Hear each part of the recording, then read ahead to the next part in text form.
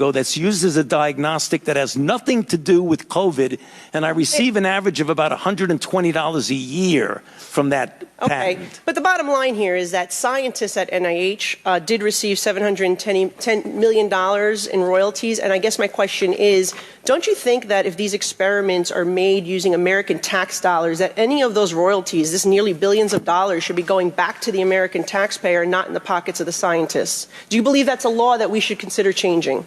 If you want to change the patent laws and the Bayh-Dole Act, then go ahead.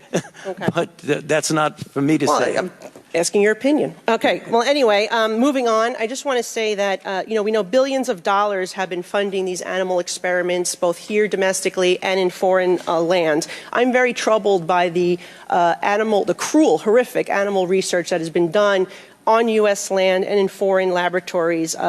Taxpayers are footing the bill for billions of dollars. These beagle puppies that have their throats slit, they are being injected with ticks, they are murdered after just a few months, piglets, rabbits, you name it. FDA is saying we no longer need to be testing human medications on animals, that there's other ways to achieve this.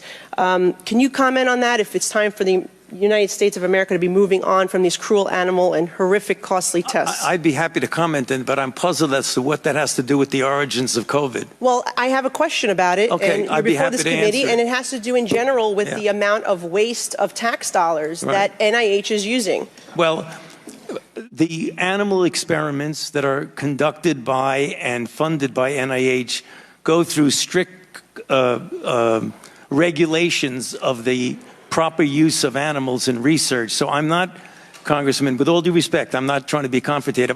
I'm not sure what you're talking about, but the experiments that the NIH funded go through strict regulatory processes of the treatment of animals, the humane treatment of animals. Well, they're not very humane, and I will say, as the former director, you signed off on these experiments, and so my time has expired, and we will.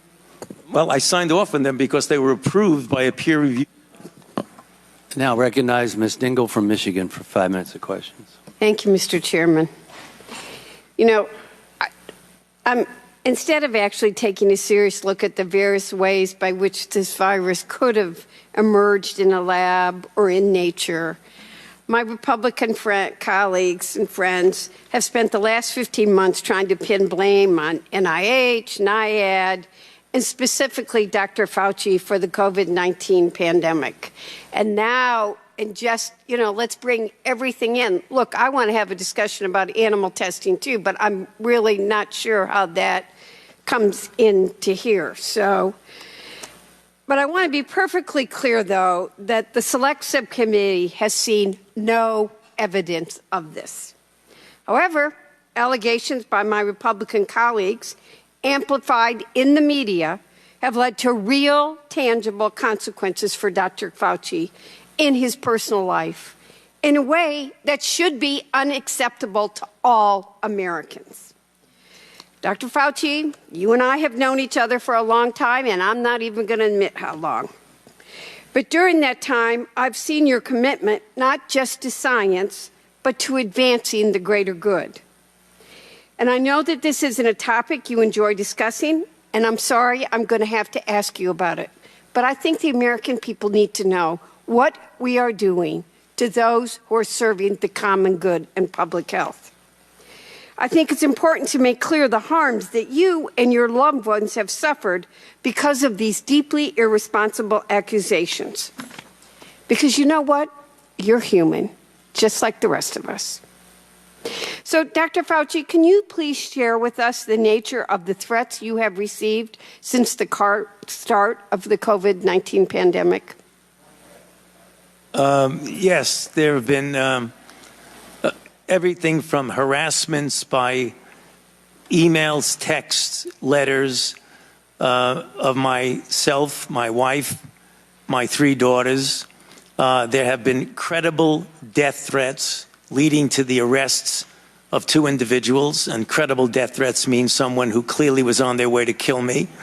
And it's required my having protective services essentially all the time. It is very troublesome to me. It is much more troublesome because they've involved my wife and my 3 daughters. At these moments, how do you feel?